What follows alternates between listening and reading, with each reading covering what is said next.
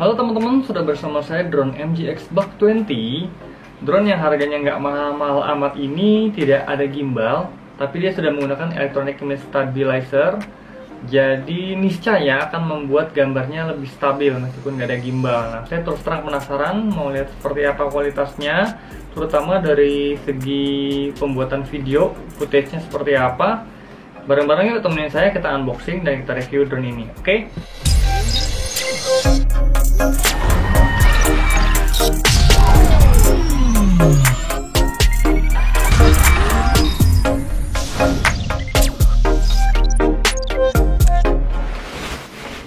Oke teman-teman, di hadapan teman-teman ini adalah drone-nya MGX Buck 20 dengan tulisannya ACE. Ini adalah electronic image stabilizer yang katanya bisa membuat hasil gambarnya jadi stabil meskipun nggak pakai gimbal. Oke, jadi kalau teman-teman tahu ya, kalau drone seperti DJI Mavic itu dia menggunakan gimbal. Kalau ini kayaknya mirip gimbal tapi ini bukan gimbal ya, jadi jangan terlalu happy dulu dan jangan terlalu berharap terlalu banyak. Oke, kita lihat dulu ya ini dusnya ya. Di dusnya ada tulisannya seperti ini teman-teman ya, 4K 3840 x 2160 at 30 fps. Oke, jadi dia maksimum bisa 4K. Kemudian ada tulisannya electronic image stabilization, ada vision sensornya, ada GPS and map, ada 5G Wi-Fi. Jadi Wi-Fi nya sudah menggunakan 5G. Oke, nah ini ada tulisannya Smooth Max. Waduh, penasaran juga nih, ini beneran bagus nggak ya? Oke, nah mari kita buka ini di boxnya. Dapatnya apa aja? Oke, ini dia.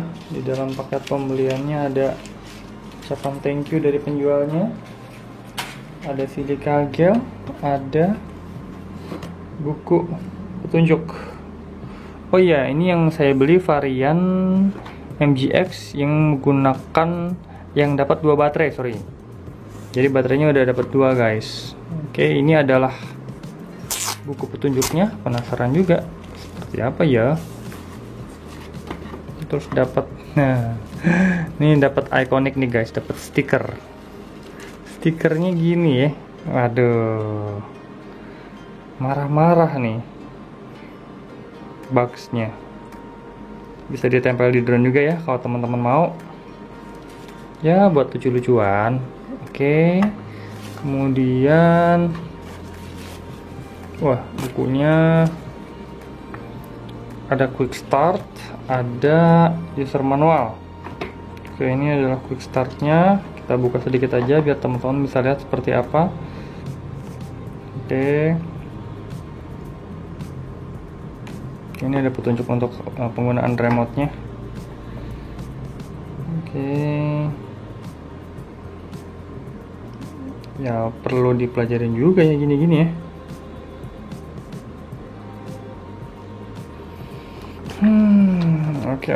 Oke. Ini ada RTH nih teman-teman, return to home. Oke, saya terus terang belum pernah punya pengalaman sih untuk menerbangin drone yang seperti ini. Tapi mari kita lihat apakah ini dalam penggunaannya cukup mudah atau justru ribet. Ya sekalian lah ya kita. Oke, ini bukunya teman-teman cukup banyak ya yang harus dibaca karena supaya kita bisa memahami produk ini sebelum kita pakai. Oke, nanti saya baca-baca deh. Paling nggak kita tahu dulu di dalam box ini isinya apa aja. Oke, jadi buku manual, buku quick start udah, stiker sudah. Kita langsung ke dalam drone-nya nih teman-teman. Nah, di dalam paket pembeliannya ini seperti yang tadi saya bilang ada baterainya 2 ya. Aduh, susah sekali ngambilnya. Cabut aja. Oke. Ini baterai seperti ini guys, baterainya. Jadi teman-teman lihat ya bahannya sih ya itu deh ya, plastik banget ya. Mungkin nggak boleh berharap terlalu banyak. Ini baterainya habis nih guys. Maksudnya kalau baterainya penuh dia lampunya sampai sini.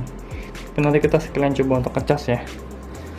Kemudian nih baterai satu lagi, kita lihat. Waduh, susah guys. Robek aja dah.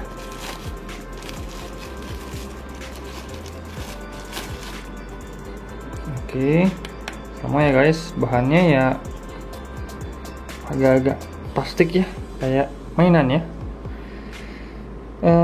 Di sini ukuran baterainya 7,6 volt 3400 mAh.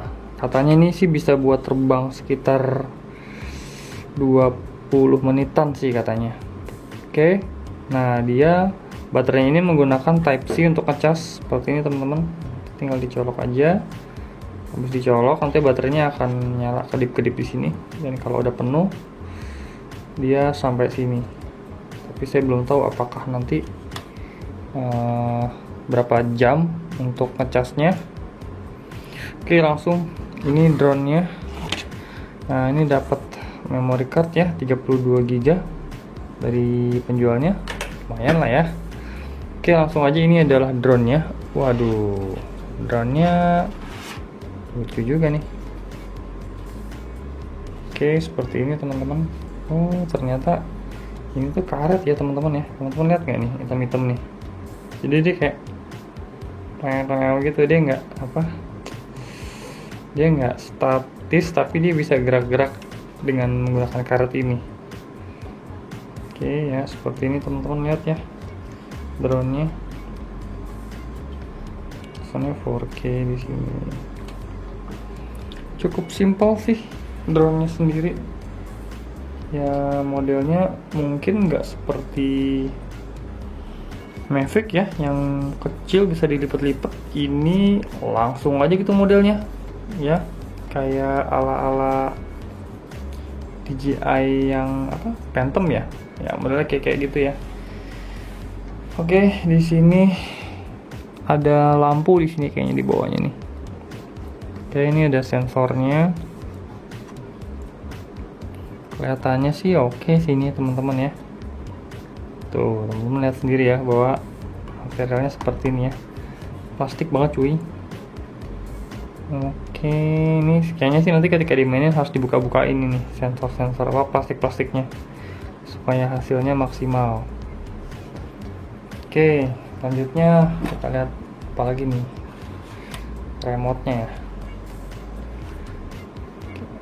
ya. Sempit ya mejanya ya. Oke, taruh sini dulu. Kemudian dapat, nah ini dapat remote-nya nih guys. Aduh, susah sempit guys. Nah, ini adalah remote-nya guys. Waduh, teman lihat ya remote seperti ini ya. Waduh, lumayan solid bahannya. Oke, ini ada, di sini ada tombol return to home nih guys, nih di sini nih. Jadi kalau dia nyasar, pencet aja ini. Tapi hati-hati, dia begitu dipencet akan naik tinggi untuk nyari sinyalnya. Jadi pastikan kalau return to home nggak ada pohon-pohonan ya, bisa nabrak-nabrak dia. Oke, ini seperti ini remote-nya.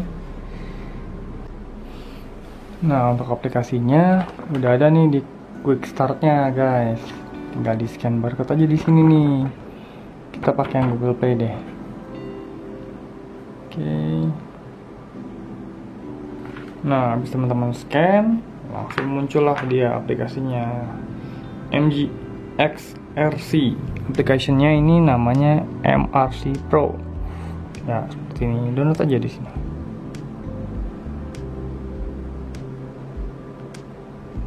Selanjutnya pasang memory cardnya di MGX nya. Nah, cara masangnya ini di bagian depan, di dekat kamera ada lubangnya teman-teman nih, kecil ini.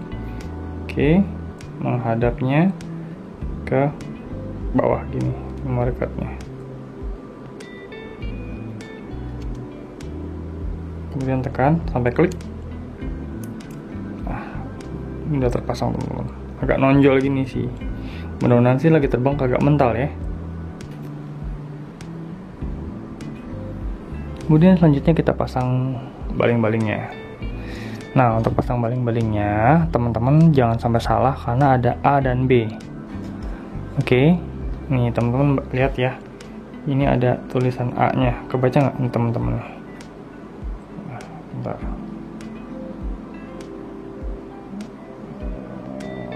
Nah tuh ya, sana A tuh. Oke, ini A, berarti satunya lagi yang B. Oke, teman-teman, ini yang B ya tulisannya. Nah, ini yang B, ini yang A. Oke, langsung aja kita pasang. Karena A dan B jangan ketukar, jadi pasangnya yang A selalu di sebelah kiri ya teman-teman. Jadi di sini yang A, di sini pasti yang B. Oke, ini A, ini B. Kemudian kalian putar lagi seperti ini. Ini pasti A, ini pasti B. Oke, seperti itu ya. Yuk kita pasang yuk.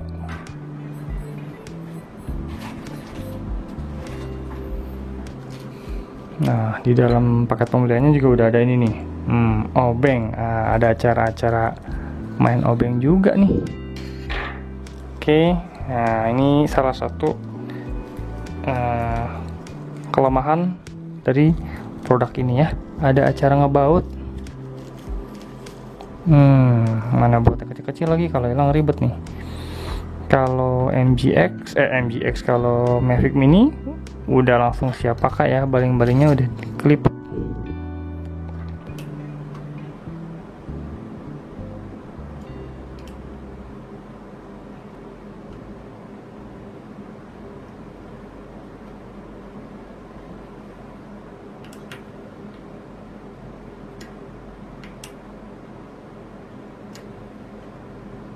Nah, oke teman-teman, akhirnya terpasang juga ini propellernya ya, seperti yang tadi saya infoin.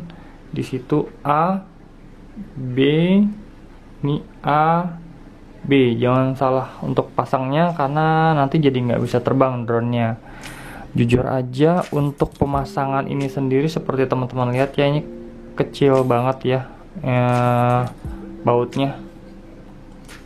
Nah, jadi kalau pengen masang gini terus lagi travel buru-buru, waduh agak susah juga sih ya.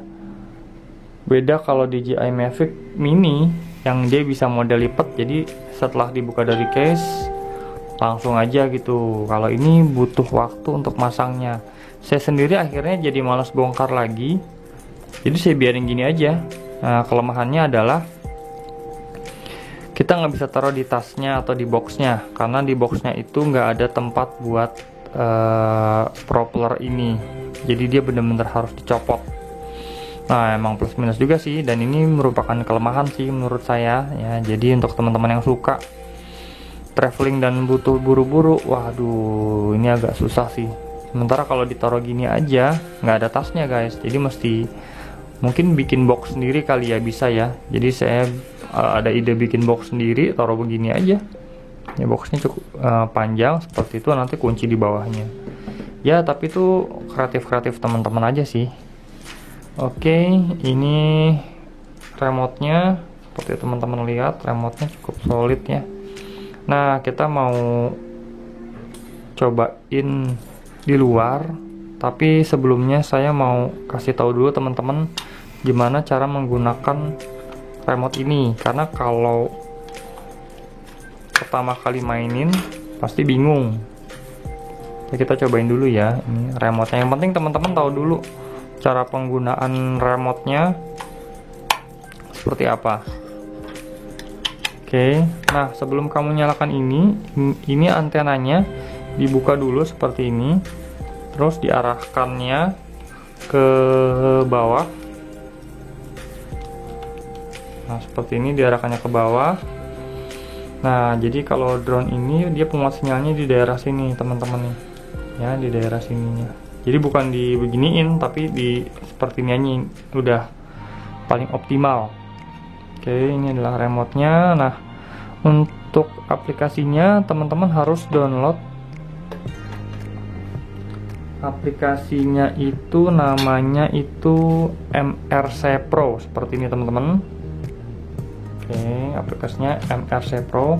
Ini kalian bisa download dengan cara menggunakan barcode yang disediakan di buku petunjuknya tadi. Begitu kalian scan, nanti akan langsung download aplikasinya. Seperti apa sih? Nah, tapi kayaknya sih harus connect ya. Kalau nggak connect nggak bisa. Tuh dia nggak bisa. Oke, saya kasih petunjuk dulu aja deh caranya menggunakan remote ini. Ya, nanti di sini teman-teman cabut untuk holder handphonenya seperti ini. Nah, ini jangan lupa juga dibuka nih untuk holdernya seperti ini teman-teman, biar bisa nahan handphone teman-teman. Dipasang dulu di sini. Nah, maka dia udah bisa untuk menggunakan handphone seperti ini. Oke, nah ini saya nggak coba konekin dulu, saya mau jelasin dulu sama teman-teman biar nanti ketika nerbang ini teman-teman nggak bingung. Ini adalah tombol powernya, ya. Ini adalah tombol power, jadi teman-teman kliknya ke kanan, dia akan nyala seperti ini. Nah, ini teman-teman harus tahu menguasai ini sebelum terbang, kalau nggak antar bingung. Oke, saya jelasin dulu. Oke, yang paling utama adalah di sebelah kanan ini ada switch untuk nyalain GPS. Oke, jadi pastikan nanti teman-teman sebelum terbang nyalain ini on ke arah sini ya. Sini off, sini on. Oke, nanti ketika on nanti ada indikator berapa sinyal GPS-nya ya. Makin tinggi makin bagus ya. Saya biasa terbang di atas 10 atau sekitar kemarin sih 16-an ya. Nah, seperti itu. Ini adalah indikator baterai di remote ya. Jadi baterai di remote-nya masih full teman-teman. Nah, sini masih full. Nah, ini karena nggak connect drone-nya, jadi baterainya kelihatan masih kosong. Oke, di sini ada tombol return to home. Jadi kalau lagi terbang entah kemana, terus kalian pengen dia pulang, klik tombol ini, return to home. Ini untuk ambil foto ya, snapshot ya. Jadi ketika lagi di udara, lagi terbang, pengen foto-foto cepet, langsung mencet ini, cek dia akan moto, cek dia akan moto, cek dia akan moto, seperti itu ya. Oke, nah ini juga tombol yang menurut saya seru ya. Kemarin sempat bingung ketika pertama kali nerbangin drone ini, karena dia harus pencet ini dulu pertama-tama. Jadi ketika kalian mau terbang, pencet ini dulu pertama-tama, nanti baling-balingnya akan muter secara pelan ya, jadi nggak terbang tapi dia muter. Baru setelah itu kalian take off. Take off-nya itu bisa menggunakan menu yang di handphone, di slide, atau bisa menggunakan tombol yang ada di sebelah kiri. Nah, sebelah kiri depan seperti ini, teman-teman lihat ya. Nah, ini adalah tombol untuk take off yang ini, teman-teman. Ya. Begitu pencet ini, tek, dia akan naik. Oke. Kemudian yang penting juga adalah, nah, ini kemarin saya juga sempat bingung, yaitu merubah antara mode sport dengan kecepatan tinggi, terus kita ubah ke mode dia sebutnya mode report ya. Mode report itu mode sinematik, jadi jalannya pelan-pelan. Itu ternyata di sebelah sini guys ya, di kanan depan. Nah, ini teman-teman lihat ya, ini kalau nggak tahu bingung nih guys. Gini berarti nih. Ini tulisannya high and low ya. Jadi tombol ini ada dua fungsi nih. Kalau teman pencet sekali, tek, dia akan nyalain lampu yang di bawah sini ya. Lampu yang di bawah drone akan nyala. Jadi kalau malam-malam kalian main ini, nyalain lampu, kelihatan drone-nya ada di mana. Oke. Kalau kalian pencet tombol ini tapi agak lama ditekan ya, tet gitu, itu akan merubah modenya. Jadi kalau modenya sport dipencet lama, tek, dia akan merubah jadi mode report atau mode cinematic slow. Nah, kalau mau rubah, kencang lagi, tekan lagi yang lama, tek. Nah, dia akan merubah ke mode sport. Oke. Kemudian yang penting juga di sini ada knob ya, knob yang bisa diputar. Ini adalah untuk, sorry masih ngeblur nih kameranya. Ini lama banget. Oke, nah udah kelihatan ya. Nah, ini adalah knob untuk angle kameranya. Jadi ini kalau diputar-putar ke sini, kameranya yang di drone dia akan naik turun. Nah, misalnya menghadap ke depan, diputar, dia akan menghadap ke bawah. Seperti itu.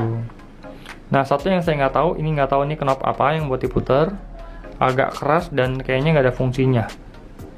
Nah, ini saya nggak tahu apakah remote ini dipakai untuk beberapa produk MGX lain. Jadi yang ini mungkin ada fungsinya di produk lain. Saya kurang tahu juga, tapi ini nggak bisa dipakai. Oke, tombol knob kiri ini untuk naik turun. Oke, ini saya matiin dulu aja. Kalau kalian tekan ini ke atas, drone-nya akan naik. Ini akan turun. Ini berputar ke kanan, ini berputar ke kiri. Oke, jadi ini untuk naik, ini untuk turun ya, ke kanan ini untuk berputar, ke kanan ini berputar ke kiri. Kalau yang sini untuk maju, mundur, jalan ke kanan, samping, nyerong, dan nyerong ke kiri. Itu sih teman-teman. Nah, penasaran seperti apa? Yuk kita cobain drone ini dan kalian lihat sendiri hasilnya ya. Oke teman-teman, saat ini saya sedang cobain drone-nya menggunakan mode pertama, yaitu mode report atau juga sinematik disebutnya. Jadi mode ini memang drone-nya berjalannya lambat, sehingga gambar yang dihasilkan itu lebih sinematik dan stabil. Nah, seperti yang teman-teman lihat saat ini ya, ini gambarnya saya suka banget. Dengan mode sinematik ini saya bisa bikin footage video dengan gambar yang sangat bisa diterima kualitasnya, 4K dengan warna yang menurut saya cukup bagus dan cukup smooth ketika berjalan, juga berbelok. Nah, seperti ini saya akan coba belok. Nah, ini sangat bisa diterima meskipun tanpa gimbal, tapi beloknya cukup smooth kalau menggunakan mode report ini. Jadi kalau untuk syuting enak nih pakai ini. Nah, kelihatan tuh ya ada motor lewat. Wah, cakep banget gambarnya guys.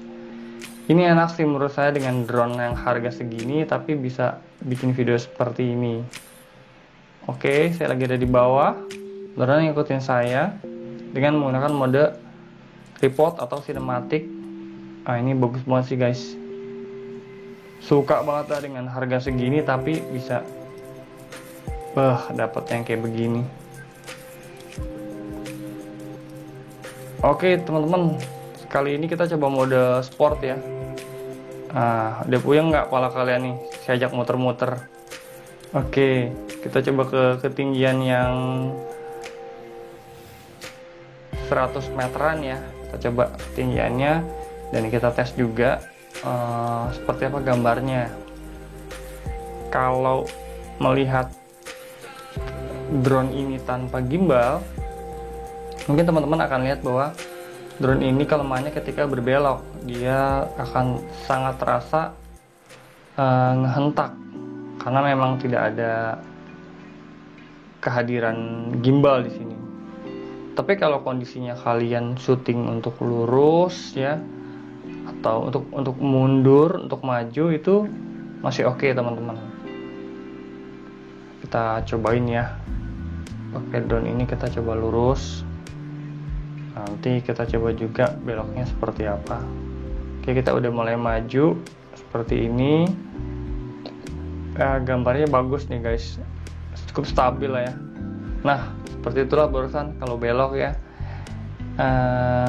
Nggak enak banget kalau belok, nggak akan bisa dipakai footage-nya. Jadi better yang lurus-lurus aja.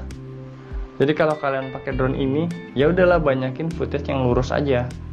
Jangan banyakin yang gerakan movement yang berbelok.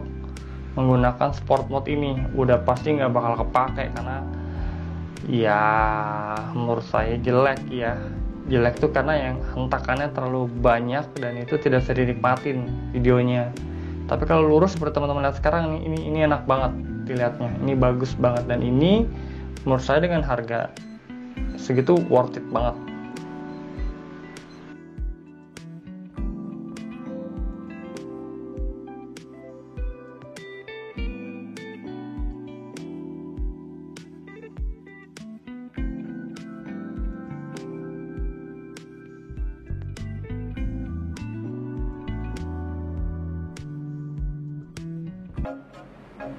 Nah, gimana? Seperti yang teman-teman tadi lihat, gambarnya apakah bagus? Apakah udah sesuai dengan yang kalian inginkan? Atau justru kalian pengen beli drone yang mahal sekalian? Kembali ke kebutuhan kalian ya. Kalau menurut saya pribadi, dengan budget segitu, sekitar 2.500.000 dengan satu baterai, drone ini cukup bisa gambarnya cukup bagus dan untuk pembuatan video juga masih bisa diterima. Jadi cukup oke dan saya cukup puas dengan menggunakan drone ini. Nah, bagaimana menurut teman-teman? Mudah-mudahan teman-teman bisa memutuskan apakah ini produk yang cocok buat teman-teman atau bukan. Sekian video dari saya, semoga bermanfaat dan sampai ketemu di video berikutnya.